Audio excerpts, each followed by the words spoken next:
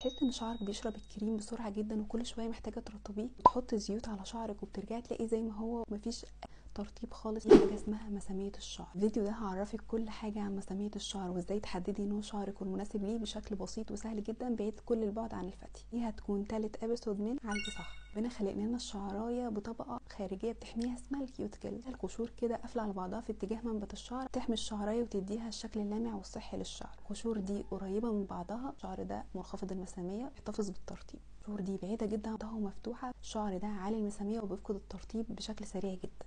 وسط ما بينهم متوسط المساميه. السؤال المهم بقى، هعرف ازاي؟ اختبار الكوبايه. اختبار الكوبايه ده مش دقيق نهائي، ابسط من كده بكتير. شعرك لما بتغسليه بيحتاج وقت قد ايه عشان ينشف؟ وبينشف بسرعه جدا، اي كريم بتحطيه بيشربه. بس ان شعرك فعلا محتاج ترطيب كل شويه. الشعر ده عالي المساميه، هتحتاجي فيه مرطبات تقيله جدا زي الهير بال، وهتحتاجي ان انت ترطبيه كل شويه عشان تبقي عامله حسابك على النقطه دي. شعرك بياخد وقت مش كتير ومش قليل، يعني متوسط كده ساعتين 3 يبقى الشعر ده متوسط المساميه. والليف ان او اي كريم خفيف كده للشعر هينفع معاه جدا. حبايبنا اللي شعرهم بيفضل تاني يوم على ما ينشف، فالشعر ده منخفض المساميه. الشعريه بتكون رفيعه وضعيفه جدا وبتتكسر بمنتهى السهوله ومش بتستحمل حرفيا اي زيوت. الحل المثالي ليكي هنا هو سيرم خفيف تستخدميه لشعرك، هيرطب الشعر كويس جدا. اكيد عرفتي نوع شعرك وحددتي ايه المناسب ليه. هتقولي لي ايه اكتر منتج جربتيه لشعرك ونفع معاكي.